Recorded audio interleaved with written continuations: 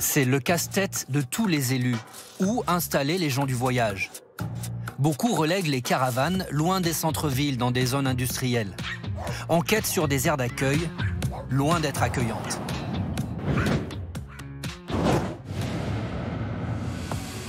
Pour trouver l'aire d'accueil des gens du voyage à Saint-Pierre-des-Corps, près de Tours, il faut passer au-delà des plateformes logistiques, au-delà d'un dépôt pétrolier classé Seveso. Depuis 2001, c'est la loi. Les communes de plus de 5000 habitants doivent proposer un terrain aménagé. Celui-ci pourrait paraître bucolique. En réalité, il a été aménagé sur une ancienne décharge publique. Ce qui n'empêche pas Heidi de revenir chaque année. Ça sent une sorte de poubelle bizarre. Et puis il y a des odeurs de gaz, vous voyez, qui se lèvent. Je ne sais pas c'est quoi, mais vraiment, ça sent bizarre. Et ça dure depuis combien de temps? Ah mon Dieu, des millions d'années que ça dure comme ça pour les gens du voyage, messieurs. On nous place où qu'on veut, on nous fait des aires d'accueil où qu'on veut, puis ça reste comme ça. En 2022, 20 ans après la création de l'aire d'accueil, une étude a confirmé la pollution des sols. Des métaux lourds comme du cuivre, du mercure ou du plomb. Depuis, faute d'accord entre élus et administration, rien n'a été fait. Mais alors ces situations sont-elles fréquentes? Regardons les cartes. À gauche, la France des sites industriels. À droite, celle des aires d'accueil des gens du voyage. 874 aires sont construites à proximité de sites pouvant présenter un risque pour la santé ou l'environnement, près de 59%. Bonjour. Bonjour. Pour William Acker, de l'Association nationale des gens du voyage citoyen, cette proximité étonnante a sa logique.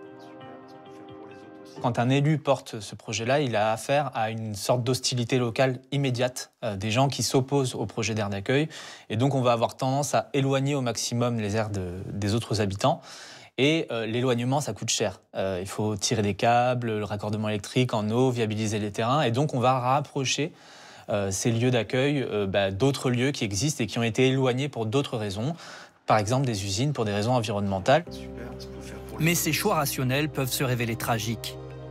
En 2019, l'incendie spectaculaire de l'usine Lubrizol dégage des fumées toxiques. Les gens du voyage installés à 500 mètres de là seront parmi les premiers à les inhaler. En 2022, l'État finit par se saisir de la question dans cette note au préfet. Il est essentiel qu'une attention particulière soit portée à la localisation des aires, de sorte à s'assurer que ceux-ci ne se trouvent pas à proximité d'installations industrielles, électriques ou de gaz. Pourtant, des aires continuent d'être aménagées à proximité d'usines. Périgny, près de La Rochelle, son usine d'enrobé, son site de compostage et bientôt, à la place de ces champs, une aire d'accueil pour les gens du voyage.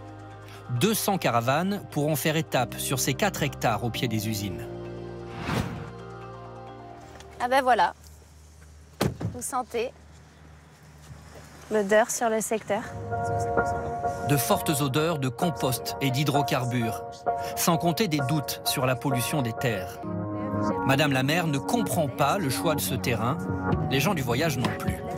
J'ai vu qu'ils s'étaient exprimés de par leurs représentants, notamment ceux qui s'occupent des grands passages, sur le fait qu'ils n'utiliseraient pas cette aire. On gère de l'argent public, on va dépenser 1,5 million sur la réalisation de cette aire. Il faut qu'elle puisse être utilisée. Le site a été choisi par la métropole de La Rochelle, après de vives discussions entre élus, comme nous le raconte un participant.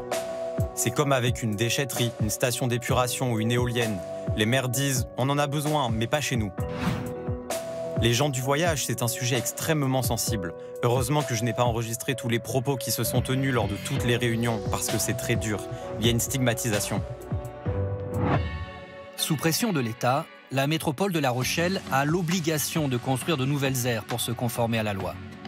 Mais hors de question de changer d'endroit, les 2 usines vont faire des travaux pour limiter les odeurs et les rejets. Est-ce qu'elle va vraiment être utilisée? Est-ce qu'il va pas y avoir un sentiment de peur autour de ça? Est-ce que c'est pas de l'argent peut-être un peu gâché qui aurait été mis dans notre aire ailleurs?